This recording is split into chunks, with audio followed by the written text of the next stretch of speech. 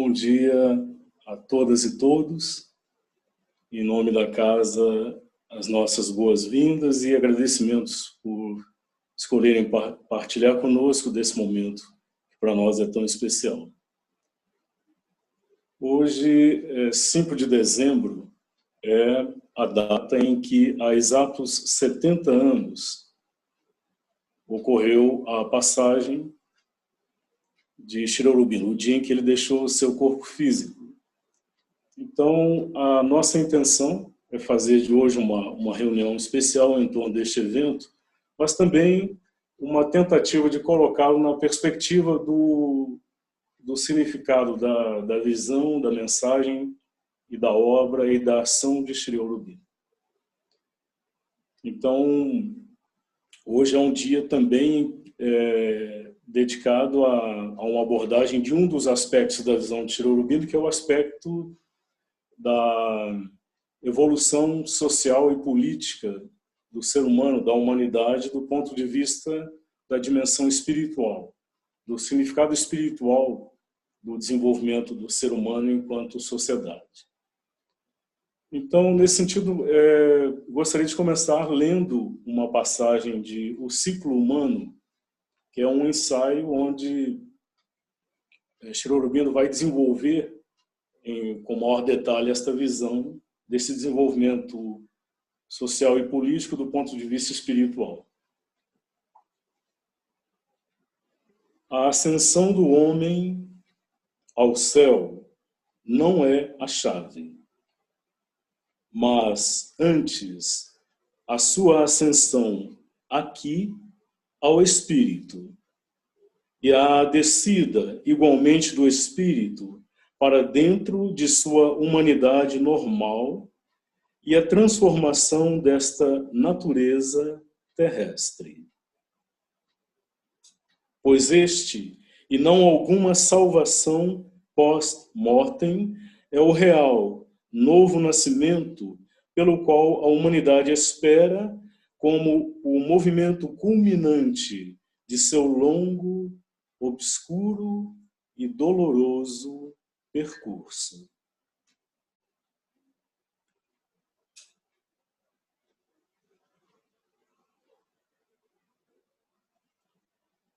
Esta é uma daquelas passagens, é uma sentença, né, em que se tem como que uma síntese da visão de Shri Aurobindo de um aspecto relevante, central mesmo nesta visão. Então vamos retomar, destacando alguns aspectos aqui. A ascensão do homem ao céu não é a chave, mas antes sua ascensão aqui ao espírito e a descida igualmente do espírito para dentro de sua humanidade normal e a transformação desta natureza terrestre. Então ele já destaca de saída um aspecto diferenciado da sua visão de que o objetivo final não é a ascensão do ser humano ao céu ou as dimensões mais altas da espiritualidade ou ao paraíso ou ao nirvana, como que e desta forma saindo do campo da experiência humana. Esta não é a chave. Ela pode ser um aspecto dentro da realização, um aspecto preparatório, por assim dizer. Em muitos aspectos, aquilo que na tradição espiritual anterior era visto como o objetivo, a meta, na visão de Shri Aurobindo é um estágio preparatório para a verdadeira meta. Então, ele nos diz, a chave verdadeira é a ascensão aqui, ou seja, é uma ascensão sim, o ser humano tem que escalar em direção a graus, a níveis de consciência mais altos. Então, nesse sentido, é uma ascensão, mas é uma ascensão aqui sobre a Terra, aqui no corpo físico, aqui na vida, aqui em meio às condições e aos desafios da vida. E a descida igualmente do espírito para dentro de sua humanidade normal. Então, aqui aparece um outro aspecto absolutamente diferenciado e central da visão de Sri Aurobindo, que é a mutualidade, o diálogo, a interação constante entre as dimensões do alto e de baixo e do alto. Porque aqui ele diz, é a ascensão do ser humano, mas ao mesmo tempo é a descida do espírito. Então o espírito não permanece lá na sua dimensão do alto à espera, mas ele vem ao encontro, ele desce também para dentro da humanidade normal do ser humano, para transformá-la, para a transformação da natureza terrestre. Então ele prossegue, pois este, e não alguma salvação post-mortem, é o real novo nascimento, pelo qual a humanidade espera como um movimento culminante de seu longo, obscuro e doloroso percurso. Então, o real novo nascimento não é a libertação, a salvação no pós-morte, né? Um paraíso que estaria no pós-morte, ou a libertação da cadeia do sofrimento, da ignorância, do renascimento, através do mergulho no indiferenciado, no nirvana. Não uma salvação após morte, mas é o novo nascimento aqui, que será o movimento, a coroa, a culminância, a realização pela qual a humanidade espera. Talvez, ou certamente não de forma consciente, mas que ela, de alguma forma, pressente, de alguma forma, ela intui que esta a real consumação, a real realização do propósito da existência, que é um nascimento ou um renascimento transformado aqui. E este é um movimento culminante que justifica e explica todo o longo, obscuro e doloroso percurso que a humanidade percorreu e possivelmente ainda percorrerá até que esta transformação esteja realizada, cumprida em escala coletiva.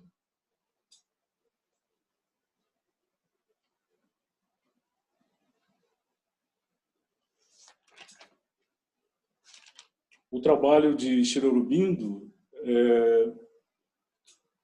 neste contexto, é não apenas de anunciar esta possibilidade, ele que viu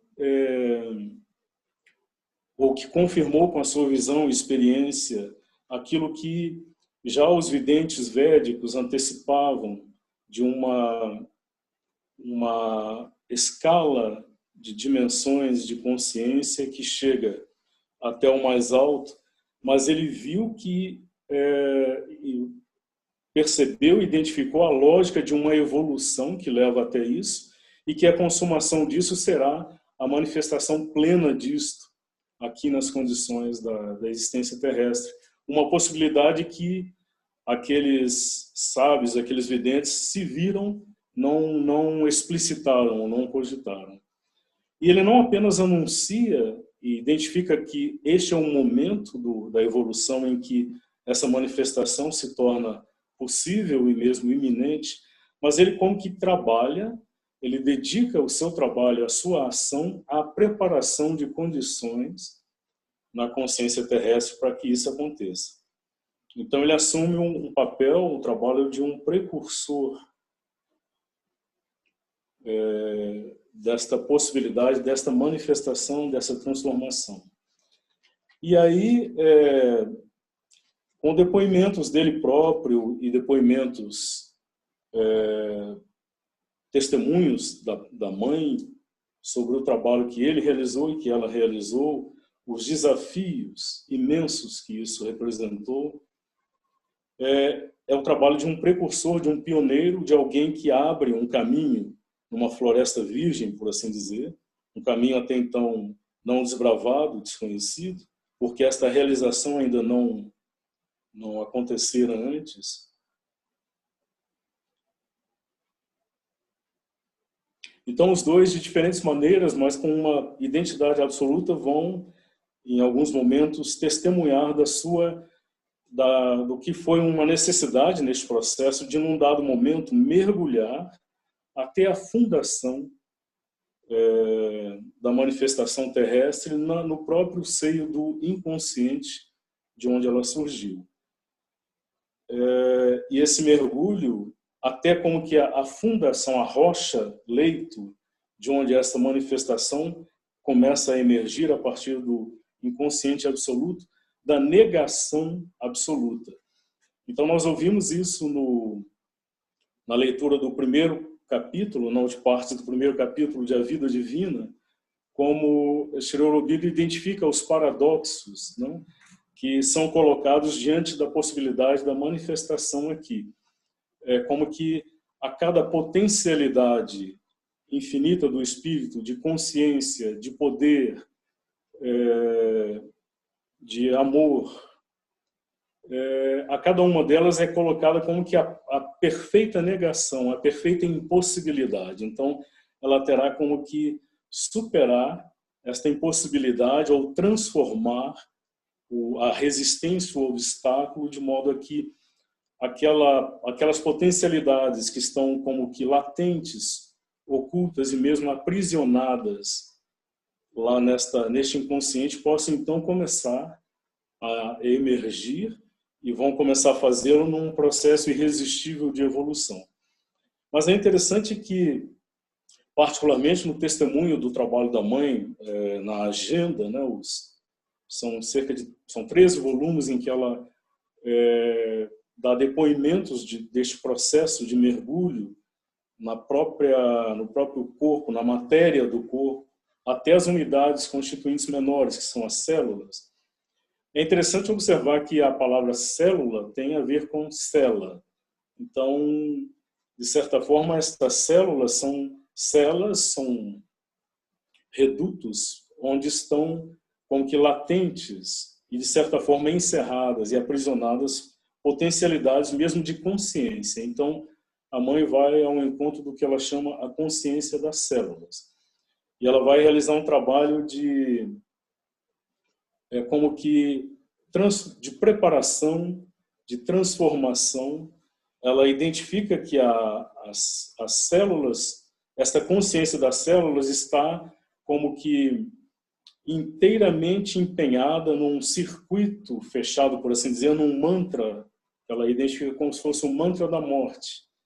Então, que ela tem que reprogramá-las para que elas possam começar a entoar o mantra da vida, o mantra da consciência, o mantra da luz. Mas ela identifica que, com a mesma tenacidade, a mesma obstinação com que elas hoje ainda recitam o mantra da morte, a programação para a dissolução, a desintegração, elas passarão a fazê-lo quando aprenderem a entoar este mantra da luz. E foi o trabalho que ela dedicou os seus últimos anos a realizar. Mas Sri Aurobindo, como que, de certa forma, antecedeu e preparou este caminho.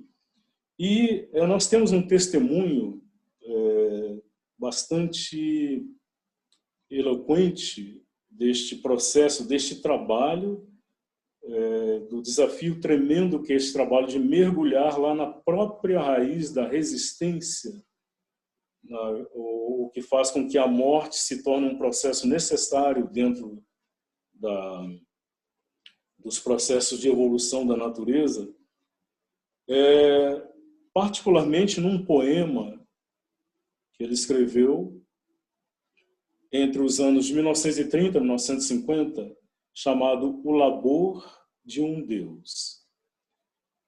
Então, neste poema, ele como que nos dá uma visão do que é o desafio desse trabalho do precursor. De certa forma, nós poderíamos ter assim como que uma analogia precária, grosseira, mas se compararmos o trabalho de um precursor que que busca a realização desta possibilidade, porque não se trata apenas da sua evolução pessoal, individual, do alcançar os níveis mais altos que um indivíduo, a consciência individual pode alcançar. Isto, ao que tudo indica, eles já haviam realizado antes. Mas trata-se agora de uma preparação para uma possibilidade coletiva. Então, uma imagem que me ocorre é como se fosse o trabalho de alguém que tem a tarefa de, digamos assim, escavar um túnel numa rocha. Existem em alguns lugares túneis, não, por onde passam ferrovias ou rodovias, que atravessam montanhas, rochas, né, por quilômetros. Ou existe um túnel, né, que liga que atravessa por debaixo do Canal da Mancha, né, liga a Inglaterra à França. Ou pontes, né, que são verdadeiros prodígios de engenharia que desafiam grandes dificuldades. Então, hoje, depois que esses túneis são construídos ou que as pontes são erigidas, nós podemos atravessá-los, o túnel ou a ponte, podemos atravessá-los despertos, atentos e conscientes do que representou esta realização da engenharia, ou podemos atravessá-los distraídos, lendo um livro ou consultando um celular, ou até mesmo dormindo. Mas o fato é que nós podemos realizar essa travessia, e só podemos realizá-la porque houve quem enfrentasse grandes desafios e dificuldades e superasse para como que criar essa passagem, tornar essa passagem possível. Então, a grosso modo, esse é o trabalho também do precursor na dimensão espiritual. Não significa que cada um de nós vai ter que refazer este processo pelo qual ele passou.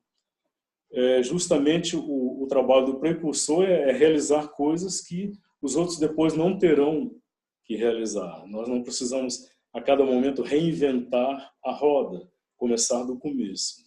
Nós vamos nos apropriando e beneficiando das realizações daqueles que nos antecederam. Então, neste poema ele descreve com uma linguagem vívida, poesia, mas em alguns momentos sem recusar mesmo o dramático, o elemento dramático também está presente aí.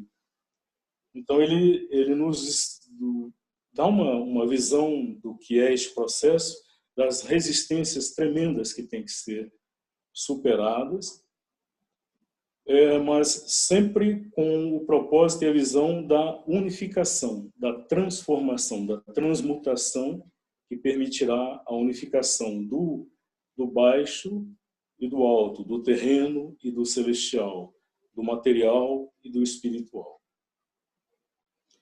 Então, nós vamos realizar uma leitura deste poema, de uma tradução deste poema. Eu queria ainda só destacar um aspecto aqui, diz respeito à poesia, né? Mais uma vez, este é um poema que, do ponto de vista formal, nós identificamos a preocupação de uma aceitação, de um respeito a uma estrutura formal. Mais até, talvez, do que em Savitri, porque Savitri são versos livres. Este poema, ele foi escrito em estrofes de 4 versos cada, são 31 estrofes no total. E nas estrofes, Sri Aurobindo observa, de forma precisa e fiel, uma estrutura métrica, né? Então, as tônicas que recaem sobre determinada sílaba, segundo regras que regem a métrica poética, e ele utiliza a rima também. Então, nós temos no original, as rimas sempre acontecem entre o primeiro e o terceiro verso, o segundo e o quarto verso de cada estrofe. Há uma rima perfeita lá, quem quiser depois consultar o original do poema. Na tradução, nós não tivemos em absoluta pretensão porque isso significaria reconstruir o poema. Faltam-nos dotes poéticos para isso, e a intenção era mesmo dar uma ideia, né, do que o poema, no original, com a força da linguagem e das imagens poéticas do original, ele nos transmite. Então, nós faremos uma leitura compartilhada do poema. Então, nós temos um pequeno coletivo aqui, algumas pessoas do grupo da casa, mais alguns amigos, e faremos uma leitura do poema. Ele será projetado na tela, então nós teremos a sequência das estrofes, e essas estrofes serão lidas pelas pessoas deste pequeno grupo de forma alternada.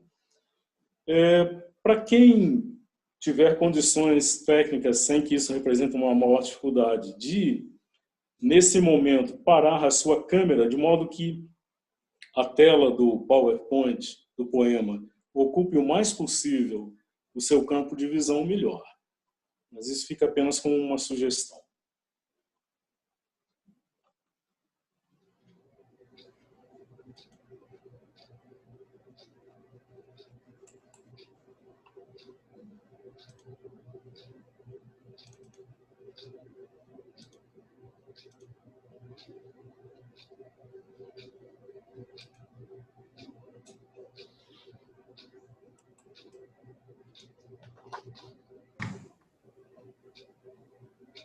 Reuni meus sonhos num mar prateado, entre o ouro e o azul, e com cuidado eu os envolvi, e lá os deixei, com joias adornados, meus sonhos de ti.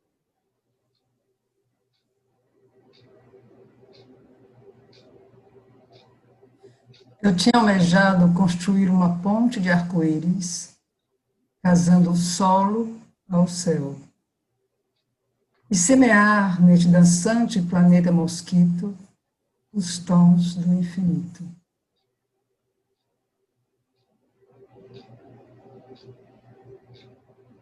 Contudo, por demais luminosos eram nossos firmamentos, por demais distantes, frágil por demais seu etéreo estofo. Esplêndida e súbita por demais, nossa luz não poderia pousar. As raízes não eram fundas o bastante.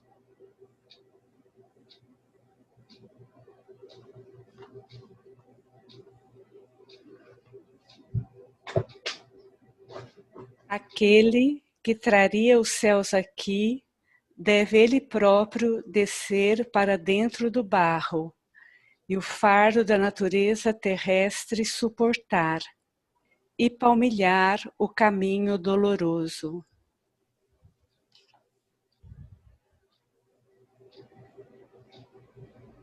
Coagindo minha divindade, eu desci aqui, sobre a sórdida terra, ignorante, em labuta, feito humano, por entre os portões de morte e nascimento.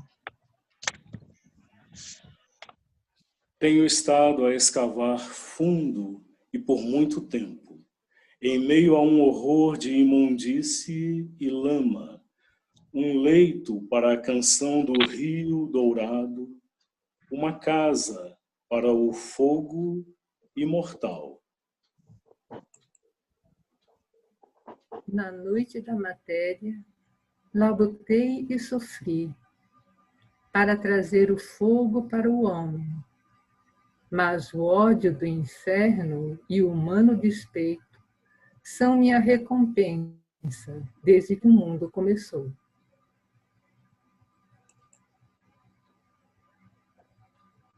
Pois a mente do homem é o joguete de seu si animal, esperando suas luxúrias vencer.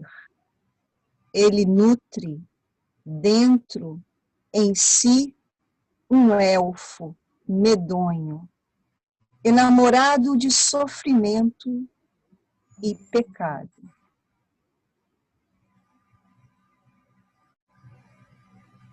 Diante da flama do céu, o elfo cinzento estremece. e ele repulsa todas as coisas alegres e puras. Somente por meio de prazer e paixão e dor pode seu drama perdurar.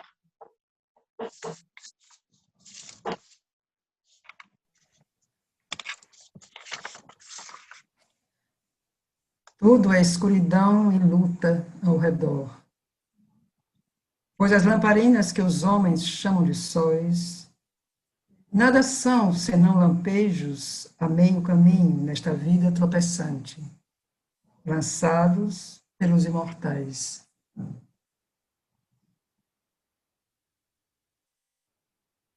O homem acende suas pequenas tochas de esperança que conduzem a uma borda em colapso.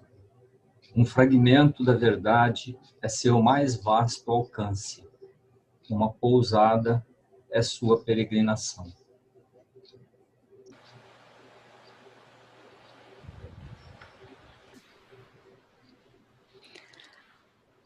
A verdade das verdades os homens temem e negam. A luz das luzes eles recusam. A deuses ignorantes eles elevam seu chamado, ou um altar de um demônio preferem.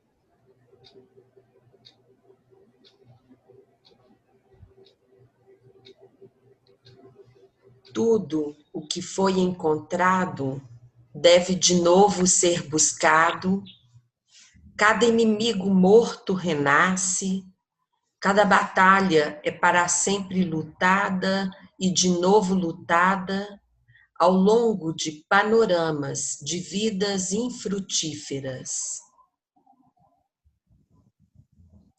Minhas feridas abertas são 1001, e os reis titãs assaltam, mas não posso descansar até que minha tarefa esteja cumprida e forjada a vontade eterna.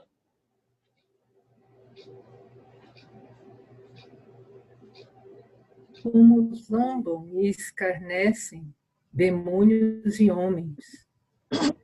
Tua esperança é a cabeça da quimera, tingindo o céu com sua mancha flamejante. Tu cairás, e teu trabalho jazerá morto.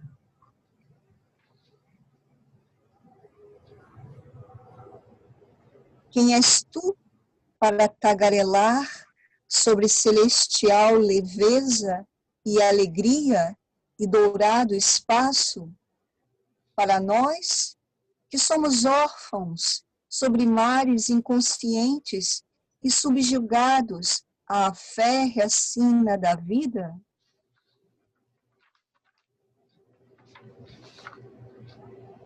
Esta terra é nossa, um campo da noite, para nossas diminutas luzes bruxuleantes.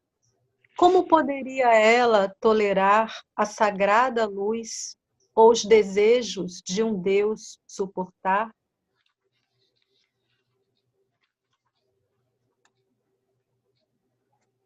Vinde, matemo-lo e findemos seu percurso. Então nossos corações terão alívio do fardo chamado de sua glória e força, e das rédeas de sua vasta paz alva.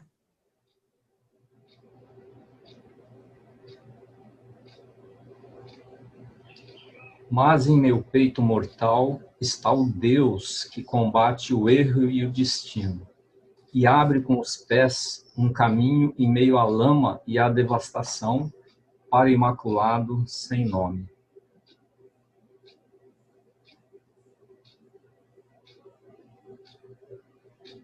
Uma voz bradou: vai onde ninguém jamais foi. Cava mais fundo ainda, até que alcances a sinistra pedra de fundação e batas ao portão sem chaves.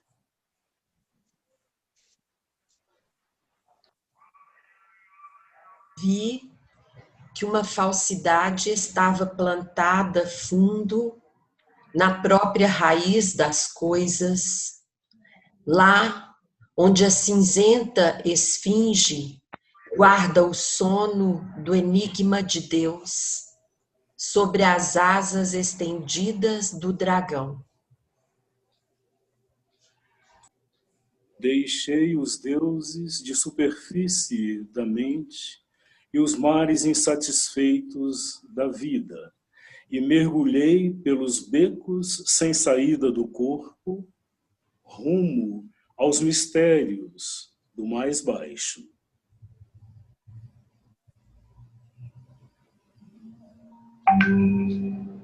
Eu sondei o mudo, medonho coração da terra, e ouvi o sino de sua missa negra. Vi a fonte de onde partem suas agonias e a razão interior do inferno.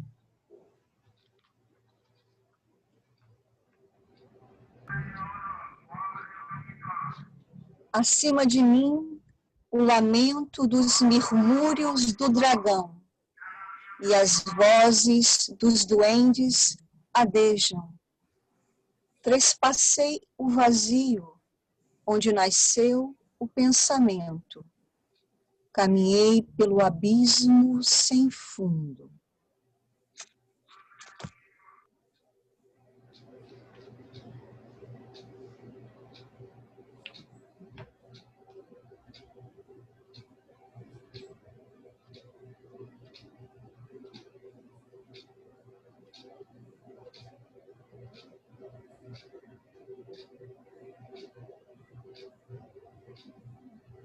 Uma escadaria desesperançada meus pés trilharam, encouraçados com a paz sem limites, trazendo os fogos do esplendor de Deus para dentro do abismo humano.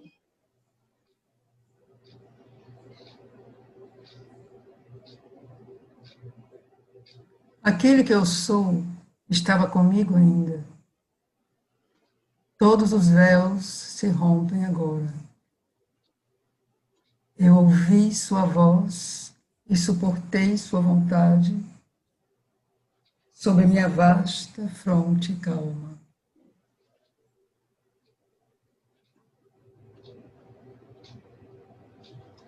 Sobre o abismo, entre as profundezas e as alturas, existe agora uma ponte.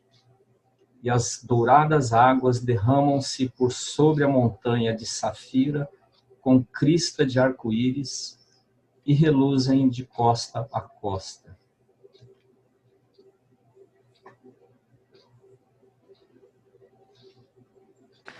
O fogo do céu está aceso no seio da terra, e os sóis e morredouros flamejam aqui, através de uma fenda miraculosa nas cadeias do nascimento, os espíritos encarnados anseiam. Como chamas pelos reinos da verdade e da beatitude, por escadarias de ouro rubro, descem as radiosas crianças do paraíso, anunciando em clarins o fim da escuridão.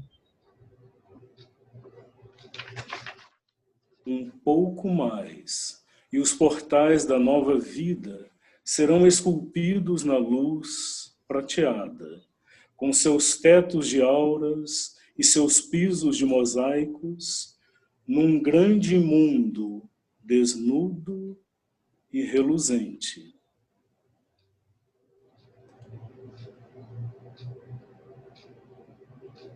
Deixarei meus sonhos em seu ar argênteo, pois em vestes de ouro e azul, corporificado e belo, mover-se-á sobre a terra a verdade viva de ti.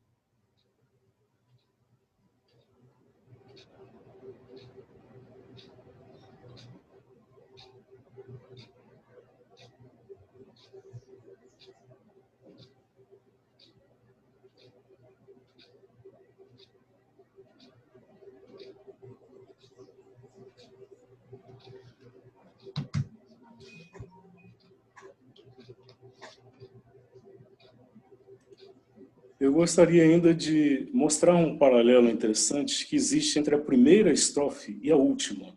Então nós vamos rever a primeira e em seguida a última estrofe.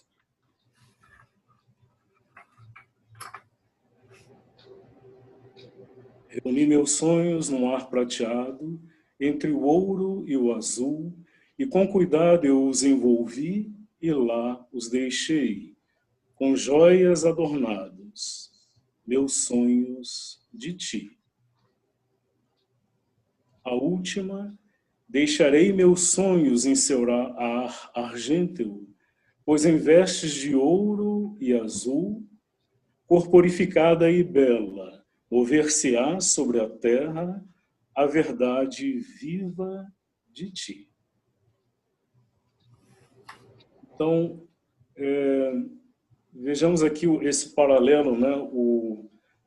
Na primeira estrofe ele fala dos sonhos, e que ele os sonhou lá naquele ar rarefeito, prateado, e lá os deixou cuidadosamente envolvidos, com joias adornados, como se aguardando a possibilidade de uma manifestação futura. Mas depois de todo esse processo, ele decide, ele deixará lá os sonhos, porque agora em vestes de ouro e azul, aquela mesma região do ouro e azul onde os sonhos tinham ficado, elas se tornaram vestes, e que vestem corporificada e bela e movendo-se sobre a terra a verdade viva de ti. Então, onde havia os sonhos de ti, agora é a manifestação plena, corporificada, a verdade viva de ti. Esse ti aqui, podemos entender tanto como uma referência ao divino, ao espírito transcendente, como ao humano, ao espírito imanente. Retoma-se aquele diálogo, né, em que a realização de um pressupõe a existência do outro e a realização do outro. Então, a verdade viva do espírito se realizará aqui na forma humana, corporificada, na forma terrestre. Isso faz uma ponte direta com uma passagem de Savitri que foi escolhida no Ashram de Sri Aurobindo como um texto de referência para a data de hoje. Onde ele, uma vez mais, fala desta relação, desta mutualidade entre o ser humano e o divino supremo. Uma dívida mútua prende o homem ao Supremo. Sua natureza devemos assumir, assim como ele assume a nossa. Somos filhos de Deus e devemos mesmo ser como ele. Sua porção humana, devemos tornar-nos divinos. Nossa vida é um paradoxo, tendo Deus como chave.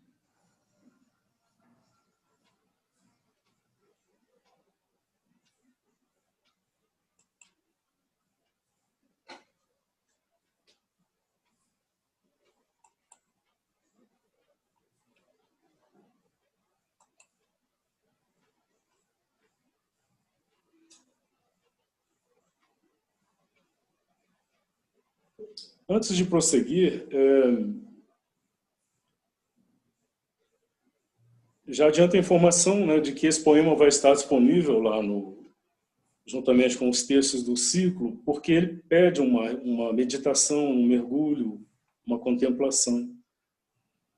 Mas eu queria ainda só esclarecer melhor a menção que eu fiz antes, a questão da forma poética, né, que Sri Aurobindo observa uma forma poética nesse poema, que é a das rimas alternadas, a obediência a determinados princípios de métrica. E uma das formas poéticas que ele mais utilizou foi o soneto. E nós sabemos que o soneto é uma forma poética bastante estrita, ela tem regras bem determinadas. Um determinado número de versos que se agrupam em um determinado número de estrofes, então são 14 versos que se agrupam 4, 4, 3 e 3. E aí ele pode obedecer a determinadas métricas rítmicas, mas a forma é bastante delimitada. Cherubim escreveu inúmeros sonetos.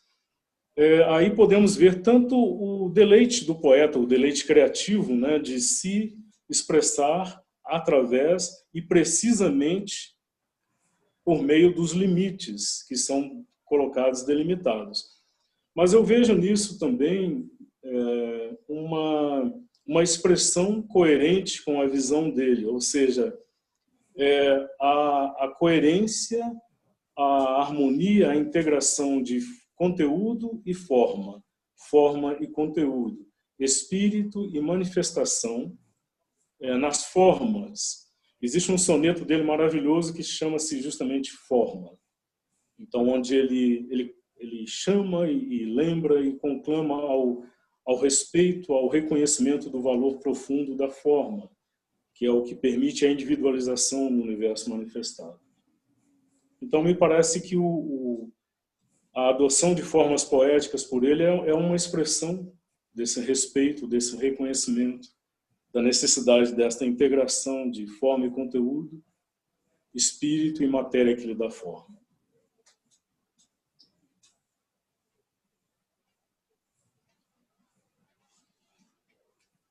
Eu queria passar para uma referência agora ao evento, né, da morte, da passagem, que, como disse antes, há 70 anos exatamente, aconteceu neste dia 5 de dezembro.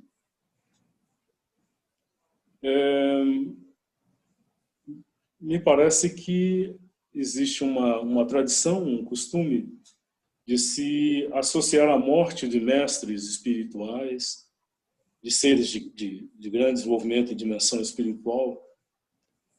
Uma característica, então, referem-se com frequência a essa morte como sendo o samadhi, o ingresso no samadhi ou no maha samadhi, ou seja, uma passagem onde este ser vai poder finalmente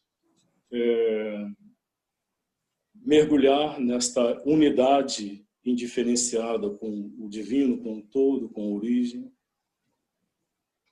No caso de Sri Aurobindo aqui, me parece que, enfim, eu vou me basear em depoimentos, em testemunhos dados pela mãe. É um pouco diferente. Aí são testemunhos que estão também, são abundantes na agenda da mãe.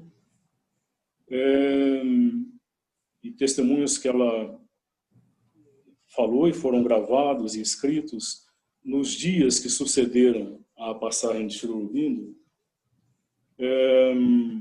E que então eu me sinto autorizado a trazer não como artigos de fé, coisas que se deva aceitar, mas são testemunhos nos quais eu simplesmente confio. Então ela nos diz que a morte de Sri Aurobindo foi uma escolha consciente, uma escolha voluntária, que também é um atributo que esses seres de grande dimensão espiritual têm. Eles tanto podem escolher as circunstâncias do nascimento da vida, como, eventualmente, o momento e as circunstâncias da morte. E, pelo testemunho dela, ele escolheu deixar o corpo físico como uma forma de intensificar e acelerar o trabalho de preparação que ele vinha realizando para criar condições na atmosfera terrestre para a manifestação daquela dimensão espiritual que ele chamou a supramente. Então, ela testemunha mesmo um diálogo em que ele teria dito a ela que um dos dois teria que partir. Mas que, dado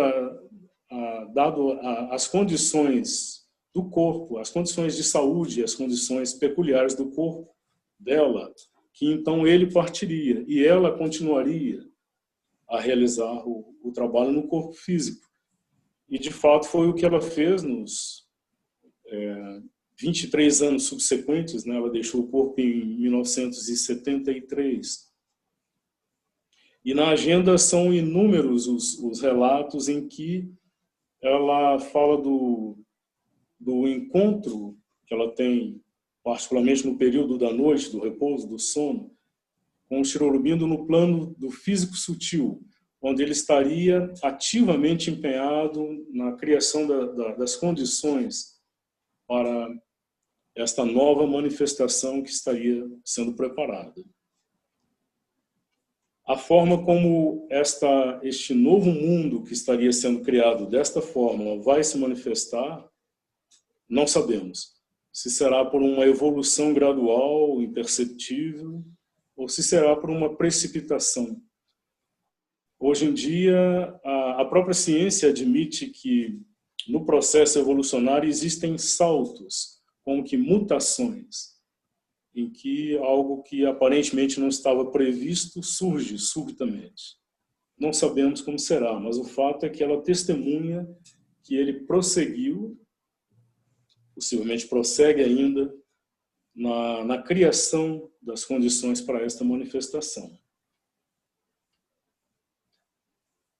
Existe um relato até pitoresco, aí são discípulos que estavam com ele nos últimos dias, né, em que a causa externa da morte foi um processo de falência, particularmente dos rins, e que ele, então, em razão disso, teria entrado em coma, mas discípulos que eram médicos, havia 2 ou 3 médicos que estavam constantemente com ele, relata que era algo muito curioso e intrigante, porque ele, em alguns momentos, saía desse coma da forma absolutamente natural, pedia água, tomava água, não sei se conversava com alguém, mas depois reingressava no estado de coma.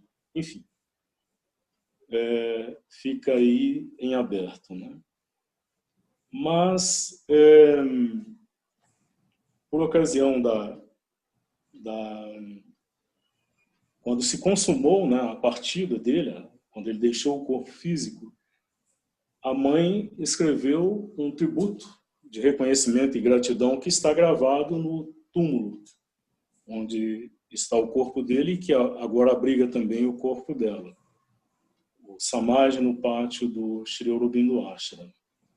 Então, como uma expressão também de reconhecimento e agradecimento de tudo aquilo que pudemos aprender e receber dessa presença que para nós é viva, é inegável. Então,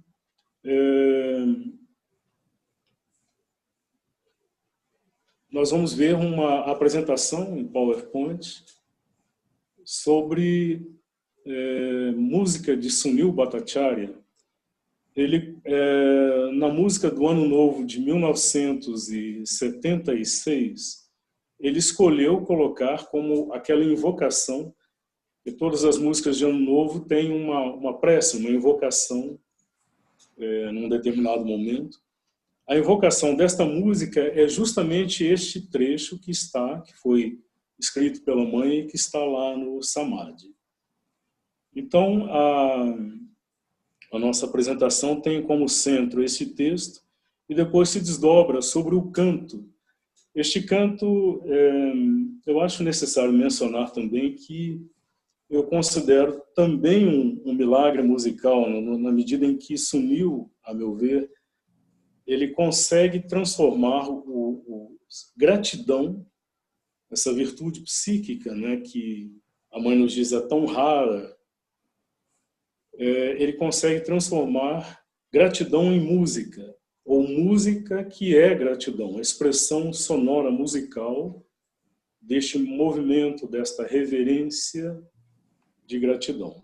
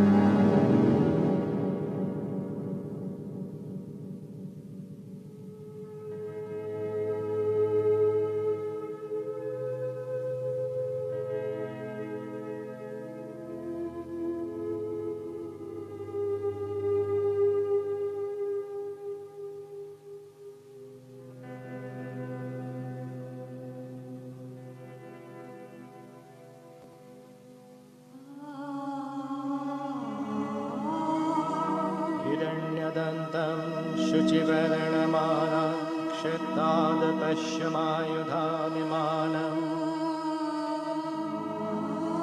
ददानो अस्मा अमृतं विपृकृत् किं मामनिन्द्राः कृणवन् अनुगताः क्षिप्तादपश्यं सनुतश्चरन्तं सुमद्यूथं न पुरुषोभमानम्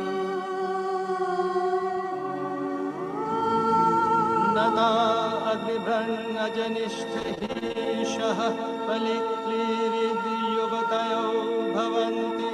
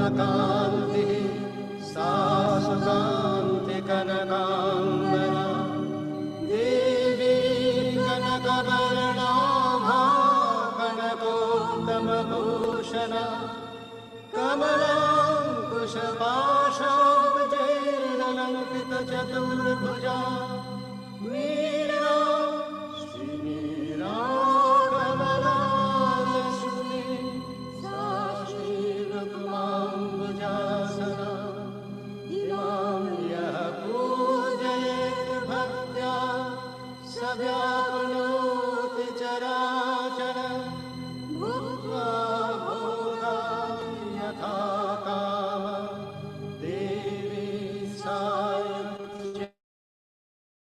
सायज्ञमाप्नुयात् मीरा शरणं मम मीरा शरणं मम ॐ श्री मीरा शरणं मम मीरा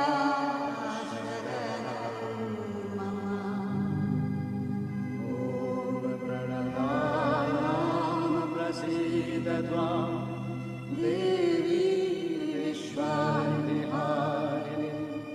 त्रैलोक्यवासिनामीते लोकानां वरदा भव लोकानां वरदा भव लोकानां वरदा भव मीरा ममैक शरणं मीरा ममैक शरणं देवी परमेश्वरी मीरा ममैक शरणं देवी परमेश्वरी मीरा ममैक शरणं देवी परमेश्वरी मीरा ममैक शरणं ॐ नमो भगवते श्री अरविन्दाय श्री अरविन्द शरणं मम श्री अरविन्द शरणं मम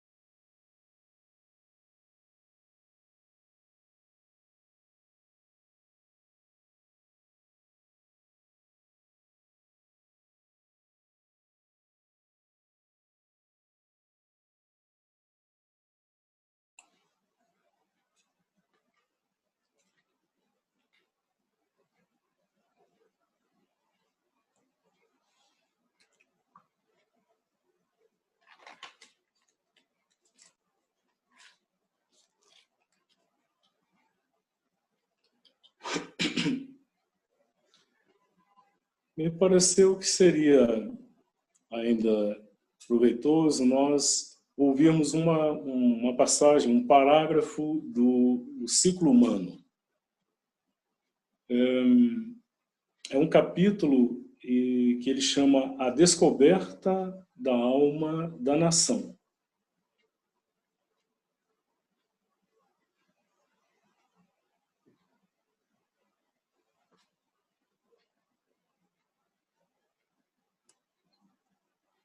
a lei primeva e o propósito da vida individual é buscar seu próprio autodesenvolvimento.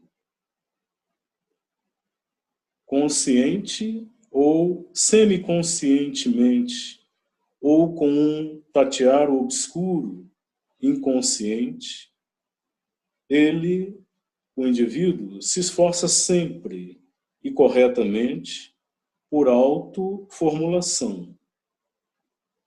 Descobrir dentro de si a lei e o poder de seu próprio ser e cumpri-la.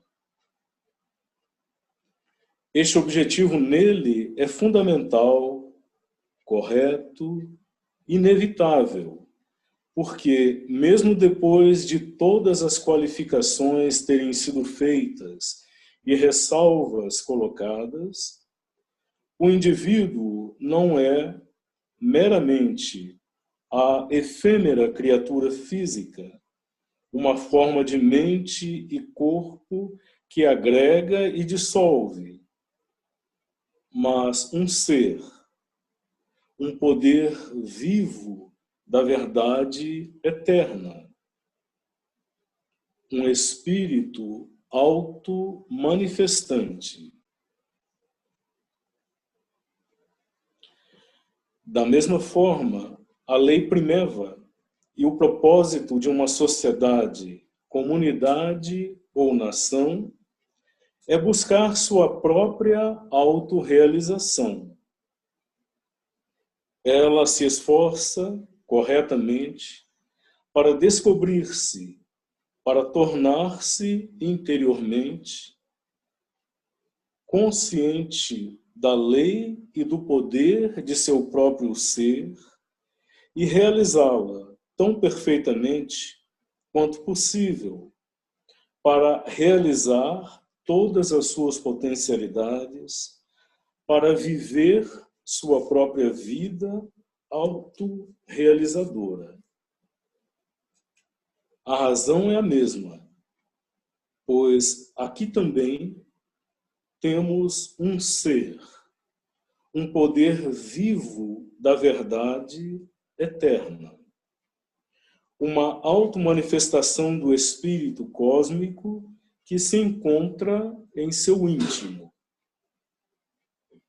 A nação ou sociedade, do mesmo modo que o indivíduo, tem um corpo, uma vida orgânica, um temperamento moral e estético, uma mente em desenvolvimento e uma alma por detrás de todos estes signos e poderes, em razão dos quais elas existem. Podemos mesmo ver que, como o indivíduo, a nação ou sociedade é essencialmente uma alma, mais propriamente do que tem uma alma. Trata-se de uma alma de grupo que, uma vez tendo alcançado uma diferenciação em separado, deve tornar-se mais e mais autoconsciente e descobrir-se mais e mais plenamente à medida que desenvolve sua ação e mentalidade corporativa e sua vida orgânica, autoexpressiva. O paralelo é justo em todos os sentidos, porque é mais do que um paralelo. Trata-se de uma real identidade de natureza.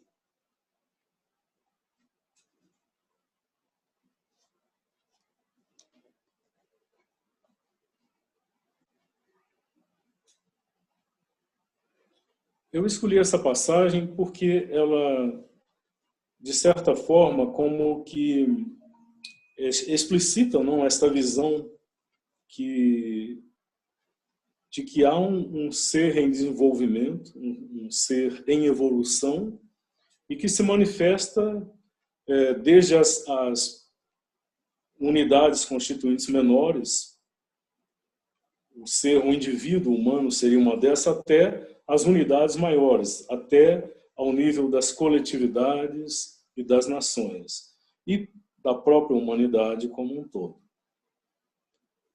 Não é ainda o estudo, digamos assim, mais sistemático que Sri Aurobindo faz em detalhe das linhas deste desenvolvimento, que é complexo. A gente pode facilmente entender que seja muitíssimo mais complexo do que o próprio desenvolvimento individual. Mas ele destaca alguns aspectos aqui que eu acho que são relevantes para compreendermos essa visão dele do desenvolvimento social e coletivo como expressão de um desenvolvimento espiritual. Então, sem pretender esgotá-lo, eu pensei em retomar e destacar alguns aspectos desta passagem. Então, ele começa falando da legitimidade do esforço individual, de se autoafirmar e se autoexpressar e ser. A lei primeva e o propósito da vida individual é buscar seu próprio autodesenvolvimento. Consciente ou semiconscientemente, ou com um tatear obscuro, inconsciente, ele se esforça sempre e corretamente por autoformulação. Descobrir dentro de si a lei e o poder de seu próprio ser e cumpri-la. Então, à luz desta afirmação, podemos compreender todos os esforços da consciência humana individual de se autoformular.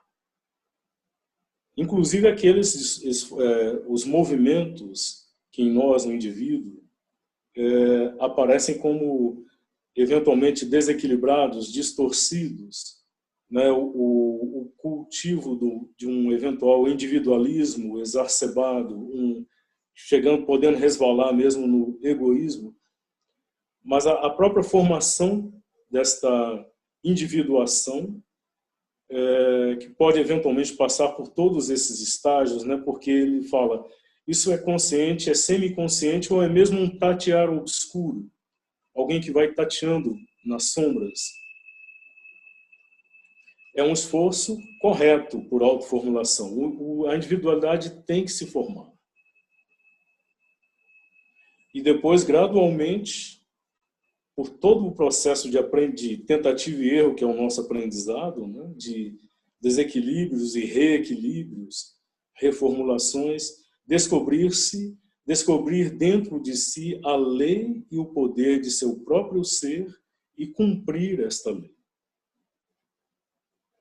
Este objetivo nele, no indivíduo, é fundamental, correto, inevitável, porque mesmo depois de todas as qualificações terem sido feitas e ressalvas colocadas, enfim, todas as distorções que esse processo possa passar, tudo isso se justifica porque o indivíduo não é meramente a efêmera criatura física, uma forma de mente e corpo que agrega e dissolve, mas é um ser, um poder vivo da verdade eterna, um espírito auto-manifestante.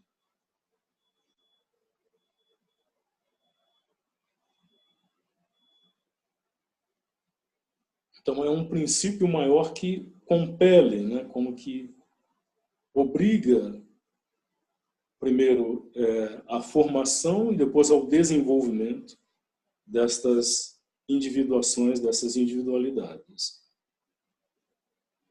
Porque há uma verdade maior que leva a isso, uma verdade que tem que se realizar no nível individual. Aí ele faz a passagem para o coletivo. E é interessante como a formulação dele nas palavras é praticamente a mesma. É como se fosse uma retomada, reiterando o mesmo princípio, da mesma forma, só que numa esfera maior agora. Então, da mesma forma, ele diz, a lei primeva e o propósito. Lá ele havia falado a lei primeva e o propósito da vida individual. A lei primeva e o propósito de uma sociedade, comunidade ou nação é buscar sua própria autorrealização.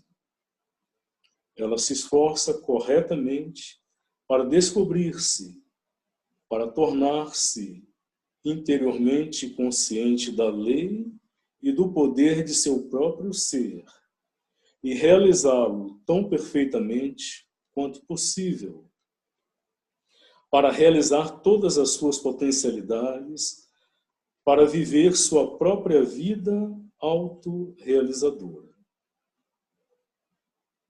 A razão é a mesma, pois aqui também temos um ser, um poder vivo da verdade eterna, uma auto-manifestação do espírito cósmico que se encontra em seu íntimo.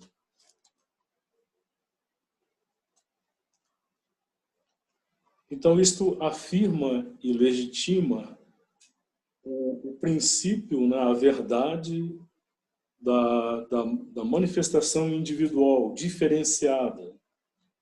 Então, da necessidade da afirmação disso, do respeito à manifestação, à individualidade, à diferença, tanto em nível do indivíduo, quanto em nível da coletividade, da nação. Agora, se sabemos o quão difícil é isto, né? Primeiro, esta identificação de si como uma individualidade em separado. Então, todos os processos que vêm de dentro e vêm de fora, a interação não entre o dentro e o fora, a maneira como essa necessidade individual se relaciona com as injunções, os limites que são determinados ou mesmo impostos pela interação com o meio, com a coletividade. Então, todo esse processo imenso de desafios, né, que implica na formação da individualidade individual. Aí podemos imaginar o quanto isso é tão mais complexo e desafiador quando se trata de uma coletividade ou de uma nação. Mas se aceitamos, né, que o que está tentando se formular como uma coletividade ou como uma nação é uma individualidade espiritual, um poder espiritual que se individualiza naquela forma, então isso tem que ser também da mesma forma afirmado, respeitado, mesmo em meio a todas as... Enfim, nós sabemos o quão complexo e como não é linear este processo. Como, eventualmente, na vida de uma nação, possam haver momentos em que, aparentemente, a própria identidade dessa nação esteja em jogo, esteja em xeque. Sem falar da relação, né, eventualmente, de dominação, de subjugação ou de submissão equivocada e voluntária que possa haver entre nações. Enfim, é todo um processo tremendamente complexo. Mas ele continua: a nação ou sociedade, do mesmo modo que o indivíduo, tem um corpo, uma vida orgânica, um temperamento moral e estético, uma mente em desenvolvimento e uma alma por detrás de todos esses signos e poderes, em razão dos quais elas existem. Então, da mesma forma como o indivíduo, né, cada um de nós é um complexo que integra diferentes dimensões, né, a dimensão do físico, o corpo físico, a dimensão da vida, o ser vital, a dimensão mental e os desdobramentos morais, éticos, estéticos, e por detrás de tudo isso uma alma. Então ele nos afirma aqui que a coletividade, a nação, tem também todas essas dimensões a serem descobertas, afirmadas, para que a verdade de cada nação se manifeste e some depois no concerto das nações. Agora, o próximo parágrafo faz uma afirmação que, a meu ver, assim, vai nos dar toda a sustentação e mesmo a força para continuar acreditando nisso, apesar e em meio a todos os desafios, tanto no processo individual como no processo da nação. É quando ele nos diz: podemos mesmo ver que, como o indivíduo, a nação ou sociedade é essencialmente uma alma, mais propriamente do que tem uma alma.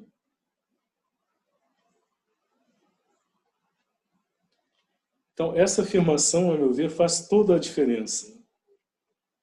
Quando você acredita que o que existe é uma alma, ou seja, é aquela verdade espiritual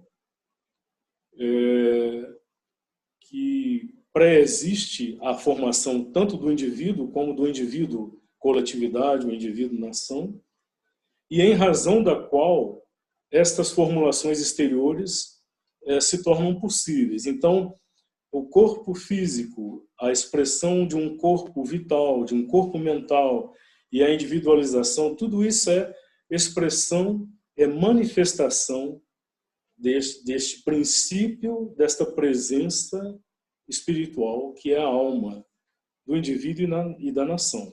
Então, se é uma alma que está por detrás disso, eventuais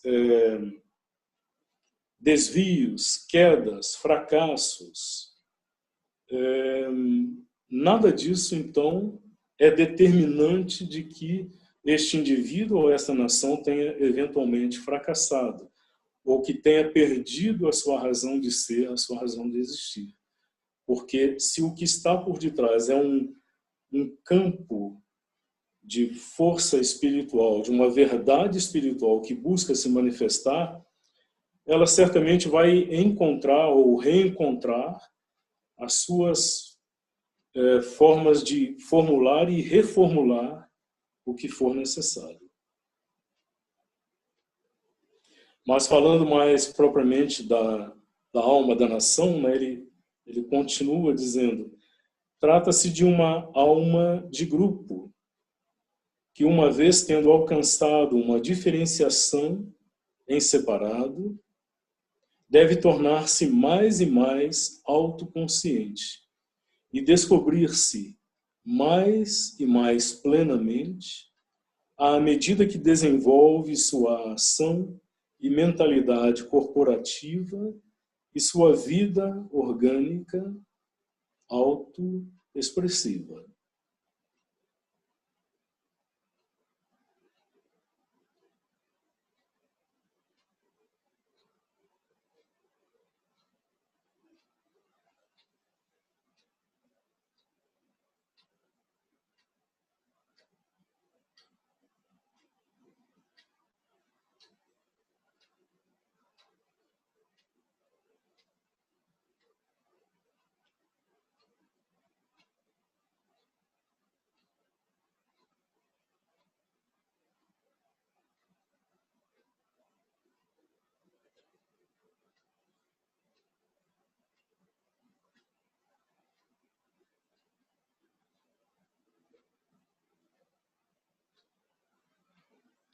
E conclui, na verdade não é a conclusão, isso já é o começo do próximo parágrafo, quando ele nos fala o paralelo, ou seja, entre essa formação ou a manifestação progressiva da alma individual e da alma da nação. Esse paralelo é justo em todos os sentidos, porque é mais do que um paralelo. Trata-se de uma real identidade de natureza.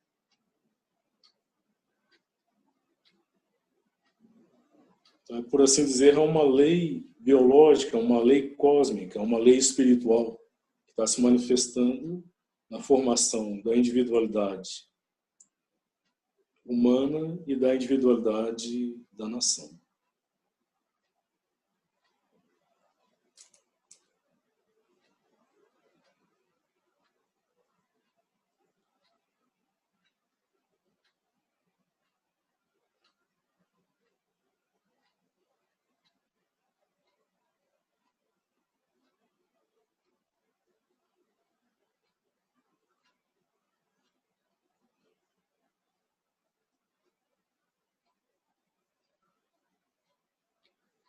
Acho que ele só nos dá uma antevisão, né, de como o processo em si é complexo,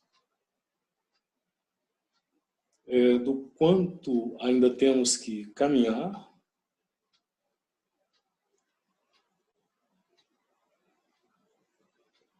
tanto como indivíduos, como nação, como comunidade de nações.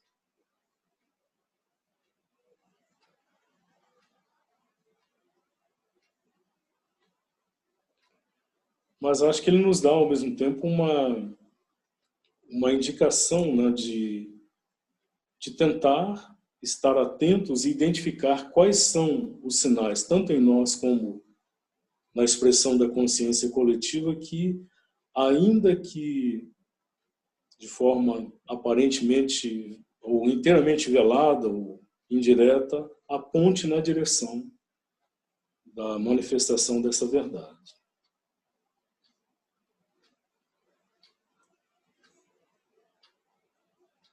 Acho que ele aponta para uma possibilidade grandiosa, mas sem nos deixar nenhuma ilusão do quão laborioso e desafiador é o que existe, ou está ainda por ser realizado.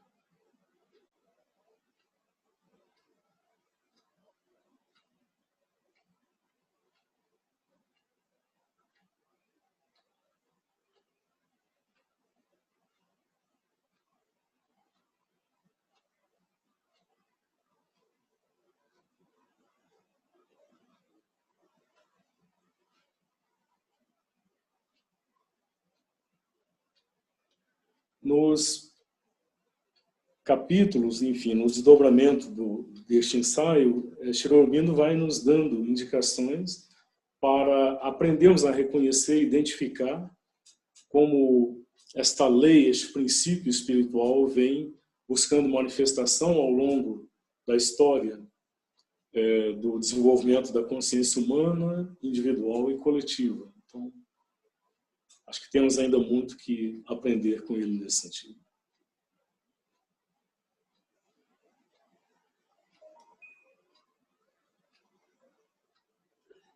Mas me parece que já fica aqui afirmado, não, a necessidade do reconhecimento da legitimidade, da verdade, da manifestação individual, seja ela como indivíduo, seja ela como nação. Ou seja, isso vai contra toda e qualquer tentativa de uniformização, de homogeneização, seja em nível cultural, entre indivíduos, entre nações. A direção é justamente o oposto, é o encontrar e afirmar da identidade para que as identidades distintas, separadas, possam depois se integrar de formas sempre mais ricas, mais complexas. Sri Aurobindo sempre afirma isso, a verdade da manifestação da unidade por detrás da multiplicidade, da diversidade. Que a unidade aqui escolheu manifestar-se por meio da multiplicidade, da diferenciação, da diversidade.